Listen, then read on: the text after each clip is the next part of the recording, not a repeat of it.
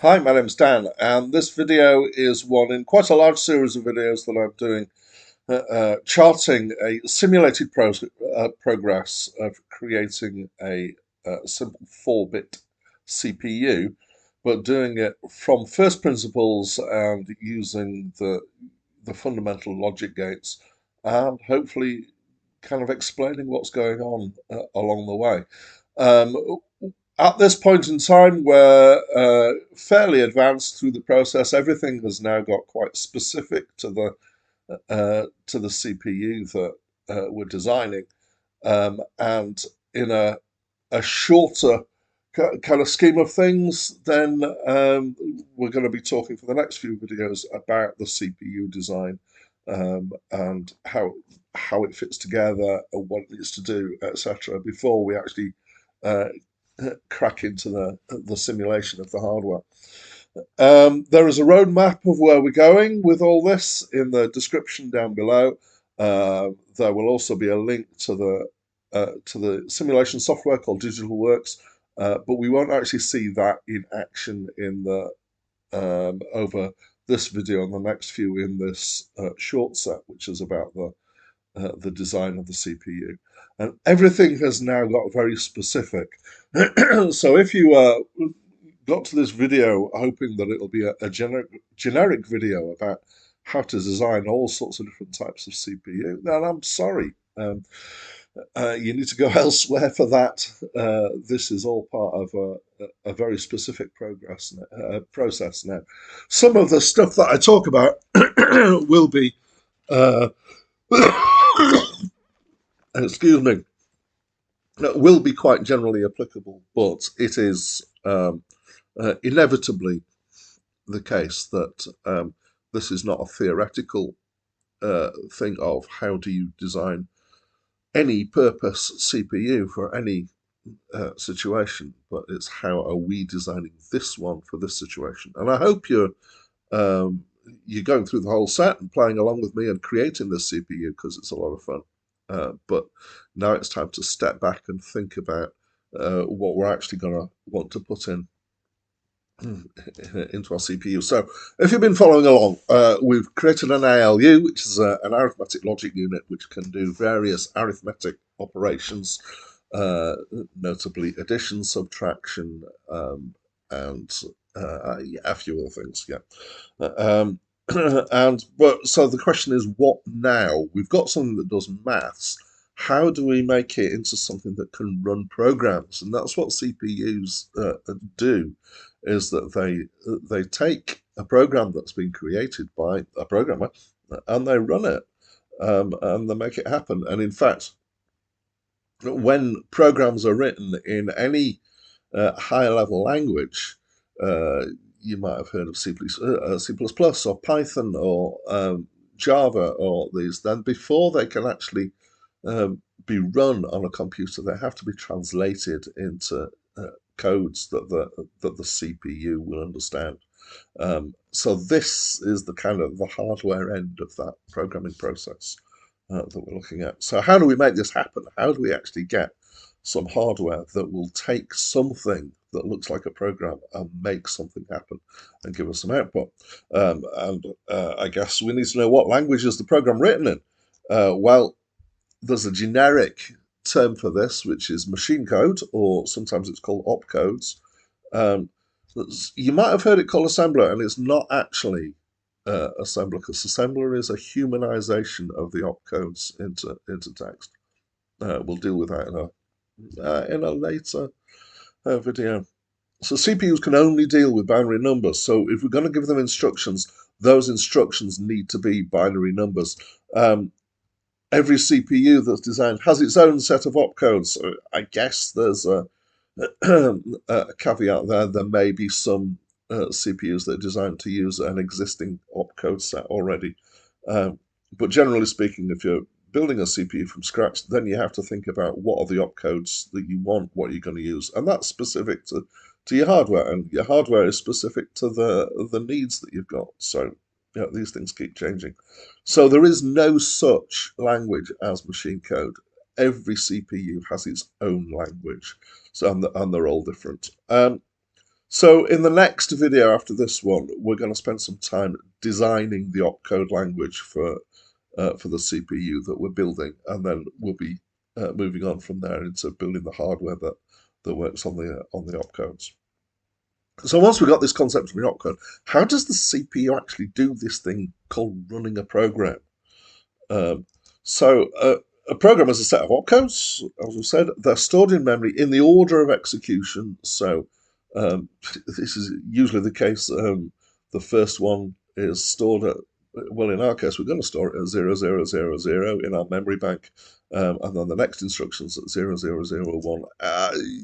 There's a bit of a fudge there because generally speaking, they're in order, but you may want to change the order of execution, and that's what happens when you have conditional statements, and so you need to put jumps in which move around in the execution. But generally speaking, the concept is that once you've done one opcode, you move on to the next opcode. So the CPU needs to go through this process. It needs to grab the next opcode from memory. It needs to know where it's up to be able to do that. And then it needs to carry out that instruction.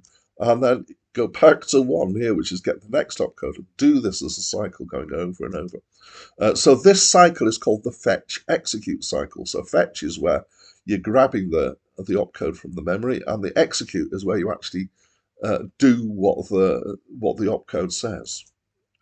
So we'll look at the fetch execute cycle in more detail in a later video in this series, and think about how we're going to implement that and make hardware that actually gives you a cycle of things that you can do. So we're thinking about what we're going to need in terms of our CPU then. And we'll come back to this list in a couple of videos' time once we've actually looked at the opcodes. But we need a memory bank to hold the program. We need an ALU to do the calculations, otherwise it would have been pointless us actually creating that ALU. We're going to need some registers to hold values, and we've created a macro for a register that we can use. We've created the ALU as well. We've created the memory bank, so we're good so far. A bus for communication, well, we know that that's just wires. We've talked about bus communication when we were doing registers before. Some way of making this fetch execute cycle happen, so we haven't done that yet. We haven't got hardware that will make that happen. And then we're going to need something that can interpret the opcodes and give instructions to other bits of hardware. So, for example, the ALU, but some of our opcodes are going to be to do with moving values around between different registers. And so we need something that'll be able to mediate this process and deal with the opcodes when we get them. And that thing is called a control unit. So in some ways, you could say that the ALU is the thing that actually does the calculations, and maybe you think that that's the bit that does the actual thinking. But in another sense, the control unit is the thing that actually runs the program and does the fetch execute cycle, or part of it does that, and interprets the opcodes and works out what actually the hardware needs to do as a result of any particular opcode. So finally for this video, I'm just going to look at what registers do we need. So vaguely said, we need some registers, but we need a little bit more information about that if we're going to design our opcodes, which we're going to do in the next video, because we need to know what transfers of data we might need between different registers. So any information that we might need to operate inside our CPU will need a register. And if you remember from previously, and if you haven't seen the previous video, I will tell you now, that the way that a CPU understands the meaning of a piece of information is by which register that number is being held in. So the different registers indicate that this number has a different use. And there are, broadly speaking, there are three different kinds of number that you use in the CPU. There's memory addresses, and there's opcodes, and then there's data. And these all go in different bits of the CPU in order to make it all work and all happen. So let's think about what we actually need. We're going to need to have memory access. So in and out. We're going to need to have program flow. So that's knowing where we're up to in the program or where to go next. We're going to need to deal with opcodes. We're going to have this control unit. It's going to need to know what opcode we've got. And we need some registers to work with the ALU. If you have watched the videos on the ALU, you'll remember that there's an A input and a B input, and we're going to need registers for that and for the outputs as well. Putting aside the fact that we've actually already built those registers into the ALU, let's keep thinking about this in a theoretical way. So for the memory access, you need two registers. You need one to hold the address that you're going to access, and there are two kinds of memory operations you can have. One is to read from the memory, and one is to write to the memory. So you need to know which slot in the memory you're going to be talking to. And then the second one is the memory data register, which is the one that actually holds the value that is either to be written to the memory or the value that has just been retrieved from the memory. And as you may remember, when we built the memory bank, the memory bank has its own internal bus for communication. But in terms of making these things useful for the CPU, then this memory data register is a double bus register. So it works both on the internal memory bus and on the CPU bus. The memory address register doesn't need to see the actual data that's being dealt with. It just needs to see the addresses. So that just needs to connect to the to the CPU bus there. However, there is one thing about these registers, the memory address register and the memory data register. It's tempting to think that maybe you'll be able to use those for the memory address for program flow and the memory data for the opcode, or whatever. Why don't we just retrieve the opcode and then act on it? And the complexity here is that actually we might want to do other things as well in our program, and we might want to use the same memory bank to store data as well as storing our program. And if you want any kind of process that works on not just doing a calculation and then throwing away the results, you might want to be storing the results somewhere. And the obvious place to do that is to either have loads and loads of registers you can do that with, or to bung it back in your memory.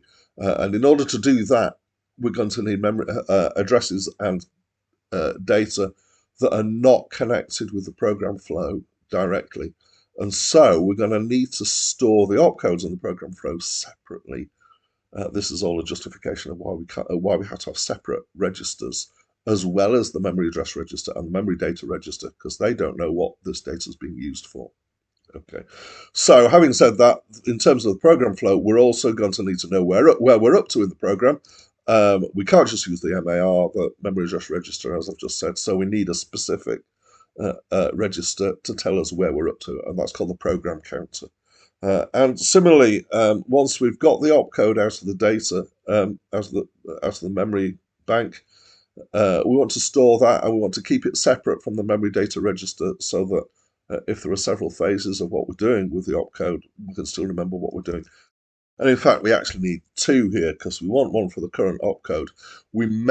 Some of the operations are likely to have data associated with them. For example, we're going to have an operation put this value into a register.